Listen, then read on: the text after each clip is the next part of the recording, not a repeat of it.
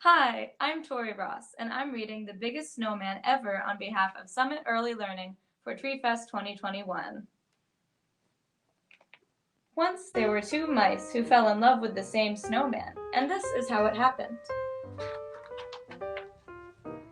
On a bright winter day, the mayor of Mouseville announced the town snowman contest.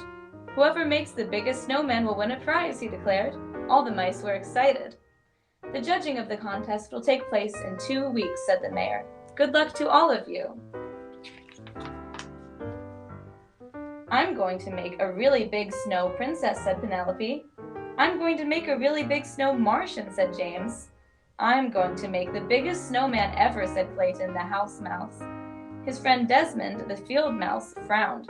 No, you're not. I'm going to make the biggest snowman ever. Oh, yeah, said Clayton. Oh, yeah, said Desmond. That night, it snowed and snowed. Huge drifts covered driveways, roads, and fields. It was the perfect beginning for a snowman contest. In town, Penelope began her snow princess, and James began his snow Martian. Out in the country, Clayton and Desmond began their snowmen.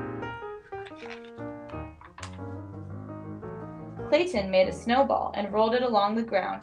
The more he rolled it, the bigger it got. Before long, he had a large base for his snowman. Not far away, Desmond was doing the same thing. The next day, Clayton made a huge snowball for his snowman's belly. Not far away, Desmond did the same. That night, Clayton brought his dad out to see his snowman. Dad scratched his head.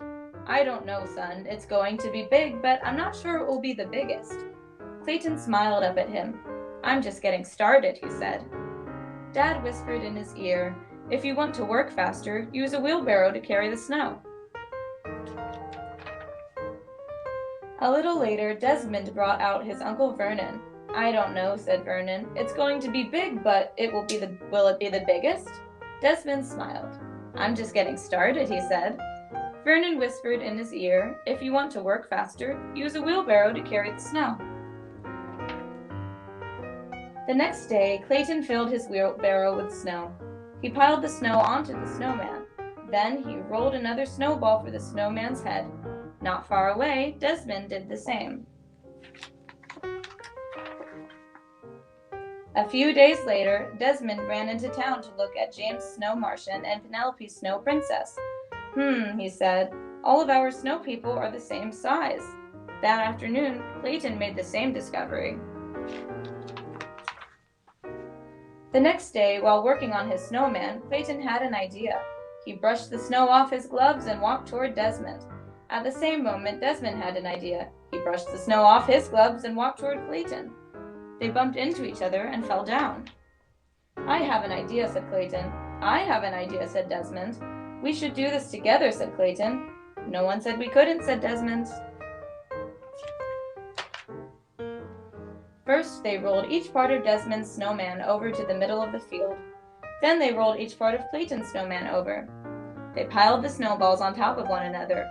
Clayton dropped a floppy hat onto the snowman's head. Desmond added a long scarf, huge coal eyes, and a giant carrot nose.